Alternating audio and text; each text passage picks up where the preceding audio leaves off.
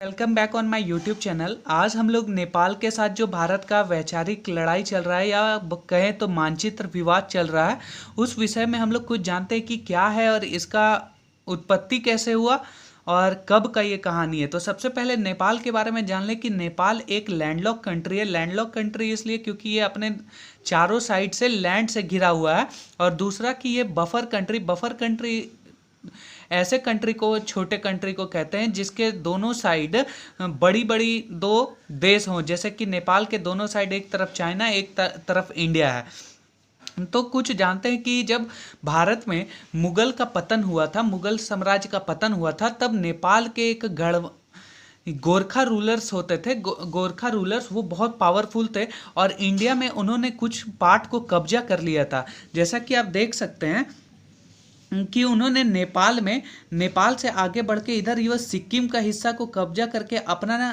त्रिस्ता नदी तक साम्राज्य फैला लिए, और इस साइड गढ़वाल कुमायूं को कब्जा करके सतलज नदी तक अपना हिस्सा बना लिया, और नीचे जो कि अवध का हिस्सा था उसको भी अपना कब्जा कर लिया। लेकिन उस समय भारत में ब्रिटिश का शासन काल था और ब्रिटिश ने नेपाल के साथ जो भारत का कब्जा किया था, तो उस के कारण ब्रिटिश और नेपाल में एक युद्ध छिड़ गया जिसको एंग्लो नेपालीज वॉर के नाम से जाना जाता है, जो कि ब्रिटिश और नेपाल के लोगों के साथ हुआ था। एंग्लो नेपालीज वॉर के नाम से एंग्लो नेपालीज वॉर 2 साल चला, 1814 से 1816। उस समय भारत का में ब्रिटिश काल हुआ करता था।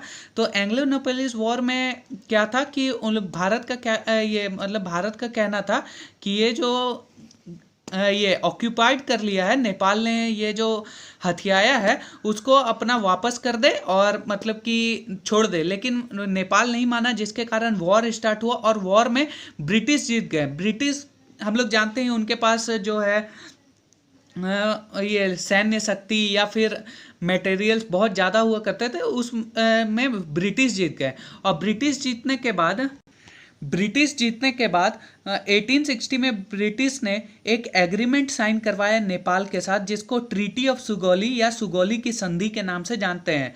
ठीक है, जो कि साइन कब करवाया गया था, तो 2 दिसंबर 1850 में साइन करवाया गया था और इन्फोर्स हुआ 4 मार्च 1860 को। सुगौली की संधि में क्या बात हुआ कि जैसा कि आप ये पुराने मैप में देख सकते हैं नेपाल का, ये सिक्किम का हिस्सा, कुमायूं गढ़वाल का हिस्सा, अवध का हिस्सा जो कि कब्जा कर लिया था सतलज नदी से लेके कहाँ तक, तो सतलज नदी से लेके त्रिस्ता नदी तक जो कि कब्जा कर लिया था। ट्रीटी ऑफ सुगौली यानी कि सुगौली की संधि के बाद जो ब्रिटिश ने नया उन लोग का मैप दिया, वो कहाँ था, महाकाली नदी से लेके मेची नदी तक उन लोग को नया मैप दिया गया। मेची नदी जो बिहार के किशनगंज में तक जाता है, और यहाँ नीचे जो है वो त्रिवेदी बांध तक उन लोग का ये कर दिया। पहले वाले यहाँ पर हम लोग समझते हैं कि जैसे कि ये सतलज नदी और त्रिस्ता नदी थी ना, इसको मतलब कि सुगौली और संधि को हटा के इन लोग का जो लाइन है अब यहाँ से स्टार्ट हो गया, यहाँ से और यहाँ से, मतलब कि महाकाली नदी से लेके मेची नदी तक। आप देख सकते हैं कि पहले कैसा उन्होंने ऑक्यूपाइड कर लिया था, लेकिन जब ये ब्रिटिश जीत गया और सुगौली की संधि साइन हुआ, ट्रीटी ऑफ सुगौली, तब फिर ये नया मैप ये नेपाल का कुछ इस प्रकार था। बहुत लोग का क्वेश्चन रहता है कि सुगौली कहाँ है, तो सुगौली जो है बेसिकली चंपारण जो कि बिहार में स्थित है, तो सुगौली जो है चंपारण में स्थित है। और इम्पॉर्टेंट क्वेश्चन ये है कि सुगौली की संधि 2 दिसंबर 1850 को साइन की गई थी और उसे इन्फोर्स किया गया था 4 मार्च 1860 को। अब हम लोग देखते हैं असली विवाद है क्या चीज़ का। तो असली विवाद जो है कि पहले जो है यहाँ पे सिक्किम के पास से भारत से मानसरोवर जाने वाले जो भारत के श्रद्धालु थे, भारत के जो मॉन्क्स थे, वो लोग मानसरोवर जाने के लिए यहाँ सिक्किम के पास एक नाथुला पास होता था, नाथुला दर्रा कहे, तो वहाँ से लेके इधर से जाते थे, जो कि बहुत दुर्गम और कठिन स्थल था। तो कि जो BRO है, बॉर्डर रोड ऑर्गेनाइजेशन, उन्होंने ऐसा सोचा कि क्यों ना हम यहाँ लेपू लेक जो कि नेपाल से एकदम टच है, वहाँ पे भी एक दर्रा है, वहाँ पे भी एक पास है, वहाँ पे हम लोग एक रोड बना देते हैं जिससे मानसरोवर जाने के लिए भी जो हिंदू लोग हैं उनके आसानी हो जाए। और फिर अगर इंडिया और चाइना के साथ वॉर होता है तो हम लोग तुरंत अपना कार या कुछ भी सामग्री यहाँ से भेज सकते हैं।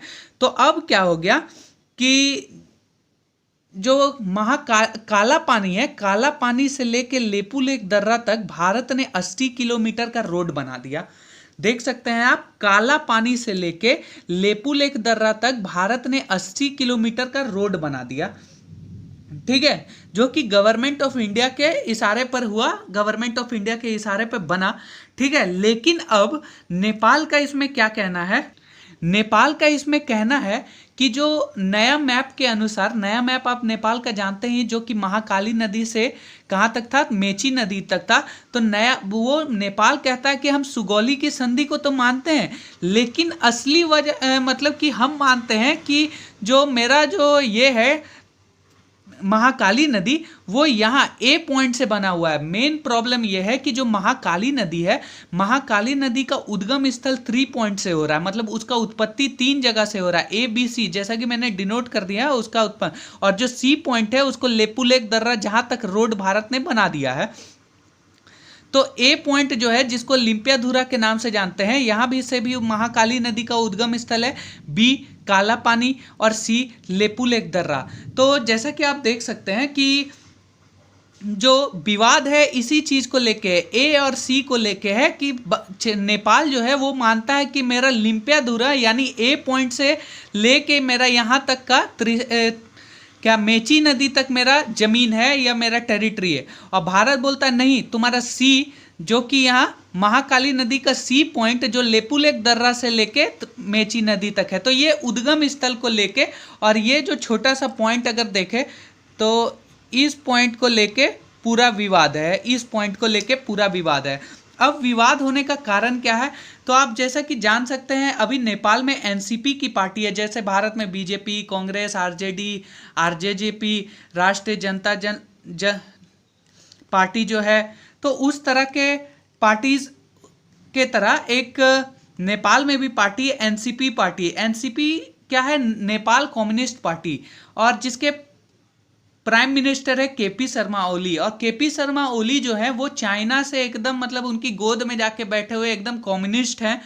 तो वो एकदम चाइना का हर बात मानते हैं। अगर भारत यहाँ तक रोड बना लिया है तो जिसके कारण चाइना को बहुत प्रॉब्लम हो रहा है कि भारत अब कभी भी आसानी से नेपाल में ये चाइना में इंटर कर सकता है या अपना सामान पहुँचा सकता है। तो बस इसी के लिए विवाद है, और नेपाल को भी समझना चाहिए, क्योंकि नेपाल जो है वो छोटा कंट्री है और उसके पास उतना रिसोर्सेज भी नहीं है। जैसे कि नेपाल का इस साइड देख सकते हैं, जिसको मैंने ब्लू लाइन से ये किया है, इधर जो है माउंट एवरेस्ट है, इसीलिए चाइना जो डायरेक्ट अपना गुड्स है यहाँ पे नहीं भेज सकता। अगर उसको भेजना है तो पहले वो पूरा इधर से घूम के यहाँ जो बंगाल का सी पॉट है वहाँ से भेजेगा, और फिर नेपाल पर वो लैंड से जाएगा। तो अगर नेपाल 2 रुपये का सामान भेजता है तो यहाँ आते थे 50 रुपये का सामान हो जाएगा। लेकिन अगर भारत ने यहाँ पे बॉर्डर क्रॉस कर दिया तो नेपाल की हालत ख़राब हो सकती है। तो इसीलिए हम कहते हैं कि नेपाल के साथ अगर भारत का संबंध अच्छा रहा तो बहुत अच्छा रहेगा, क्योंकि हम पड़ोस बहुत मायने रखता है। तो ये था पूरी कहानी नेपाल के बारे में। Hope you like it. Thank you.